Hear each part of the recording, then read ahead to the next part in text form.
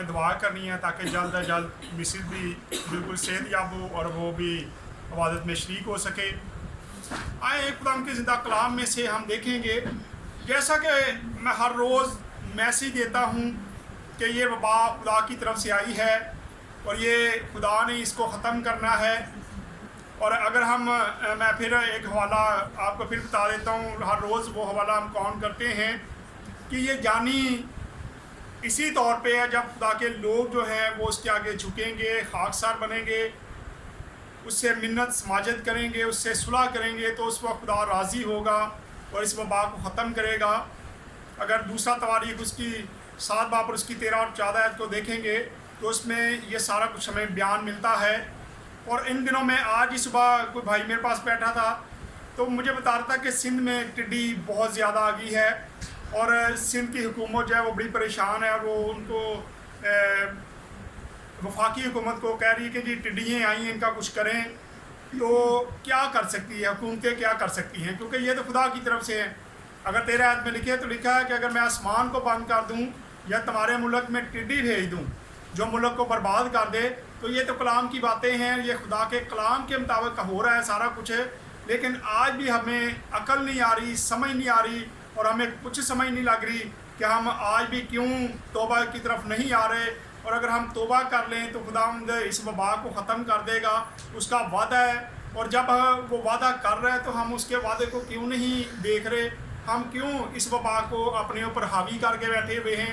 خدا کے کلام میں یہ بھی لکھا ہے، کیا تم اور بغاوت کر کے اور مار کھاؤ گے؟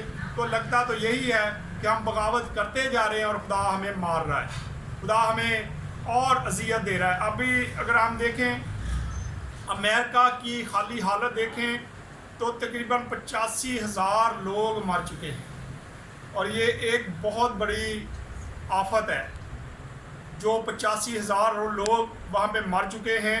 اور اب پاکستان میں بھی وبا جو ہے تیزی سے بڑھ رہی ہے، اور تقریباً 35,000 لوگ جو ہیں وہ بیمار ہو چکے ہیں، اور دن بدن اس کی تعداد بڑھتی جا رہی ہے۔ اور حکومت روز بتا رہی ہے کہ جی یہ لاکھوں میں بھی جا سکتی ہے، یہ بہت بڑھنے والی ہے۔ تو ہمیں کیوں سمجھ نہیں آ رہی کہ ہم توبہ کی طرف آ جائیں، ہم خداوند سے التجا کر لیں، اس سے معافی مانگ لیں، اور جب ہم اس سے معافی مانگ لیں گے تو یہ وبا ختم ہو جائے گی۔ یہ چھوٹا سا کام خدا کہتا ہے تو ہمیں بہت ضروری کہ ہم یہ کام کریں۔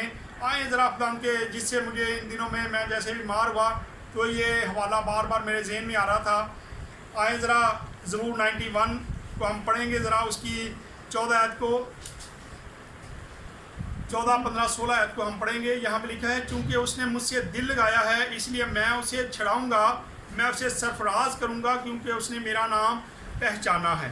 خداوند کے کلام کا سنا اور پڑھا جانا ہم سب کے لیے برکت کا وسیلہ بنے۔ آمین۔ خدا کا شکر ہو۔ یہاں ہم دیکھتے ہیں کہ خداوند وعدہ کرتا ہے کہ جو لوگ میرا نام پہچانیں گے، جو مجھے پکاریں گے، جو مجھے میرے نام سے پکاریں گے، میں ان کو چھڑاؤں گا بھی، ان کو بحال بھی کروں گا، اور ہر وبا سے، ہر بیماری سے چھٹکارا دوں گا۔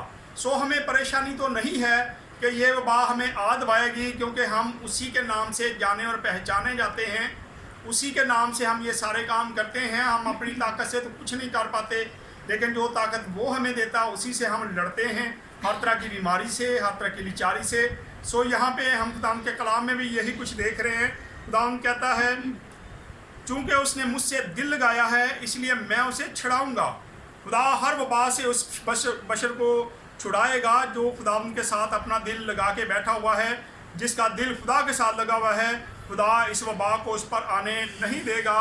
خدا فرماتا ہے کہ میں اس لیے میں اسے چھڑاؤں گا، میں اسے سرفراز کروں گا کیونکہ اس نے میرا نام پہچانا ہے۔ اس کو بہت ضروری ہے کہ ہم خداوند سے دل لگا لیں اور اس کا نام پہچان لیں کہ وہی اس وبا کو ختم کرنے کی طاقت رکھتا ہے۔ اس کے علاوہ کوئی ایسا معبود نہیں، کوئی بھی ایسا دیوتا یا دیوی نہیں ہے جو اس وبا کو ختم کر سکے۔ صرف اور صرف ہمارا خدا، جس کا نام ہم جانتے ہیں، جو خداوندوں کا خداوند ہے، جو طبیب اعظم ہے، اس کا نام ہم جانتے ہیں، اسی نے اس وبا کو ختم کرنا ہے۔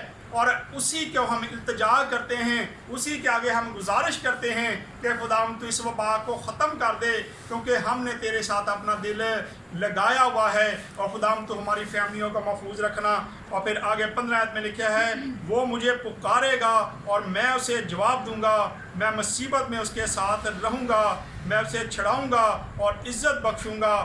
بے شک خداوند کے وعدے ہیں یہ سارے. خداوند فرماتا ہے کہ میں اسے چھڑاؤں گا, میں اسے سرفراز کروں گا, میں ہر بیماری سے, ہر وبا سے اس کو محفوظ رکھوں گا. کیونکہ اگر خدا کے خادموں پر یہ بیماری آ گئی تو پھر آپ سمجھتے ہیں کہ لوگ کتنی باتیں کریں گے, کس طریقے سے یہ بات چیت ہوگی. لوگوں کا خیال تو یہ ہے کہ پاسٹروں کو یا اس کے گھرانوں کو, ان لوگوں کو تو یہ وبا لگ ہی نہیں سکتی.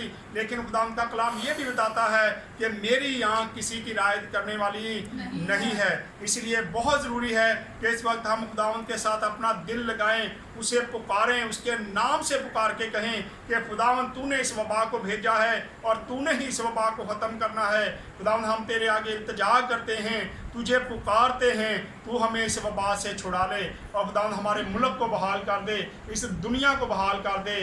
خداوند اس وبا کو مکمل طور پہ ختم کر دے, اور اسی نے یہ ختم کرنی ہے. کوئی دنیا کی طاقت اس وبا کو ختم نہیں کر سکتی. اور آخری آیت میں لکھا ہے, میں اسے عمر کی درازی سے آسودہ کروں گا اور اپنی نجات اسے دکھاؤں گا.